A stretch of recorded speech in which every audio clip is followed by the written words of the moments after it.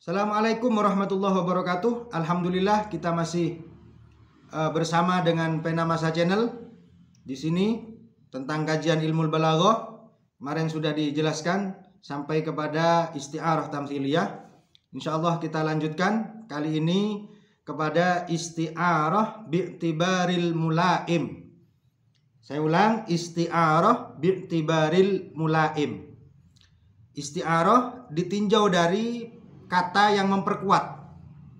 Oke, bagaimana tentang mulaim ini? Saya kasih tahu dulu bahwa isti'arah bi'tibaril mulaim ini dibagi menjadi tiga. Ada tiga, guys. Kalau yang punya kitab Taisirul Balaghah li Usamah Buhairi, silakan dibuka tentang isti'arah bi'tibaril mulaim. Mulaim ini ada dibagi menjadi tiga. Yang pertama murasyahah. Mulaim ini ada yang memperkuat musta'ar minhu atau musyabbah bih. Ada kalanya memperkuat musyabbah atau musta'ar lah. Ada yang kalanya tidak ada lafadz yang memperkuat. Tidak ada mulaim berarti. Atau memperkuat kedua-duanya. Oke, tapi kali ini saya akan membahas hanya tentang isti'arah bi'tibaril mulaim, tentang murasyahah. Yaitu ada kalimat atau jumlah yang memperkuat musyabbah bih. Saya ulang, musyabbah bih. Namanya isti'arah murasyahah. Murasyahah. Oke. Kita flashback kepada pelajaran yang kemarin bahwa majaz atau isti'arah itu adalah tasbih baligh yang tidak disebutkan atau dibuang salah satu dari torofahnya. Bisa musyabbah, bisa musyabbah bih. Kalau yang disebutkan musyabbah bihnya, maka yang tidak disebutkan musyabbah. Ini apa namanya? Dalam ilmu balaghah dikatakan tasrihiyah gitu. Jadi musyabbahnya yang tidak disebutkan, tasrihiyah berarti. Oke, jadi kali ini ada pembahasan setelah kita belajar tentang tasrihiyah dan makniyah, yang mana yang disebutkan. Ini ada kata setelah itu yang memperkuat musyabbah atau musyabbah bih. Kalau memperkuat musyabbah bih namanya, atau musta'ar minhu namanya murasyahah. Diingat, kata atau jumlah yang memperkuat musta'ar minhu atau musyabbah bih namanya murasyahah. Tapi harus diingat, guys, bahwa dalam kajian isti'arah bi'tibaril mulaim ini harus sudah bisa ditentukan qorinah itu yang mana, bahwa ini sudah ditentukan, oh ini qorinahnya, ini masuk isti'arah tasrihiyah atau isti'arah makniyah. Jadi harus jelas dulu ini makniyah atau tasrihiyah. Baru dipreteli qorinahnya yang mana. Oke, langsung saja. Misalnya dalam contoh Al-Quran dulu, guys.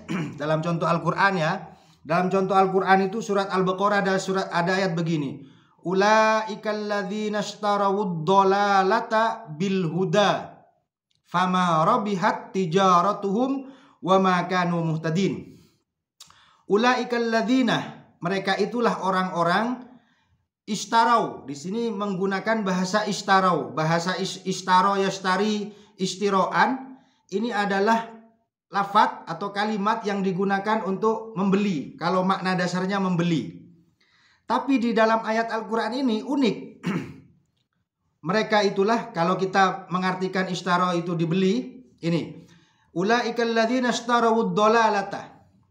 Mereka itulah orang-orang yang membeli ad-dhalalata, kesesatan. Mereka membeli kesesatan. Ya, jadi mabeknya atau objeknya adalah kesesatan. Sesuatu yang tidak tampak. Lalu dibeli dengan apa? Bil huda, dengan petunjuk. Ini makna dasar dulu. Maka kalau memang istaro itu bermakna membeli, terus yang dibeli itu adalah kesesatan, terus dibeli dengan harga atau dengan mata uang atau dengan sesuatu yang berupa huda, ini tidak masuk akal. Secara kan tidak, masa ada orang membeli sesuatu yang sesuatu yang abstrak begitu, yang tidak kelihatan. Ternyata secara akliyah ini secara siyakul kalam, istarau ini ternyata maknanya bukan membeli. Maknanya adalah memilih. Lah, kalau memilih itu lebih pas. Saya lebih memilih, misal orang-orang itu lebih memilih ad-dhalalata, kesesatan, bil huda, daripada petunjuk. Jadi bukan membeli. Maka di sini karena ada qorinah yang istaro itu tidak boleh bermakna membeli, harus bermakna memilih dengan siyakul kalam tadi, dengan qorinah yang siyak tadi, siyakul kalam yang akliyah itu. Maka musyabbahnya adalah ikhtaru atau ikhtaro, yaitu kata ikhtaro itu memilih, disamakan dengan membeli. Kenapa disamakan dengan membeli? Karena wajah sibehnya apa? Sifat yang atau alakohnya apa? Alakohnya adalah rojaul faidah, sama-sama mengharap faidah. Dalam ahli balaghah itu rojaul faidah. Ya, jadi musyabbahnya itu adalah ikhtaro, musyabbah bihnya itu adalah istaro atau istarau. Berarti musyabbahnya ikhtaru, ya, ikhtaru, musyabbah bihnya istarau. Jadi yang disebutkan ini adalah istarau. Maka ini namanya isti'arah tasrihiyah. Ya, tasrihiyah sudah. Fik ya, tasrihiyah. Kemudian setelah lafadz ulaikal ladzina ishtarawud dhalalata bil huda, ada kata fama rabihat tijaratuhum wa ma kanu muhtadin. Ada kata fama rabihat tijaratuhum. Maka perdagangan mereka tidak akan beruntung. Lah, kata-kata fama rabihat tijaratuhum ini mendukung kata istarau atau mendukung kata ikhtaru. Itu mendukung kata istarau. Fama bahasanya mereka perdagangan mereka tidak akan beruntung. Ini memperkuat yang mana? Ini memperkuat istarau. Kata istarau yaitu musyabbah bih atau musta'ar minhu yang disebutkan. Ini namanya isti'arah murasyahah. Faham ya? Oke, jadi saya beri contoh lagi. Saya buat saja. Kita secara teoritis dulu, kemudian nanti setiap lafadz itu kalau sudah paham bisa membuat sendiri dan bisa diotak-atik. Soal contoh begini, contoh lain lah, saya buat sendiri.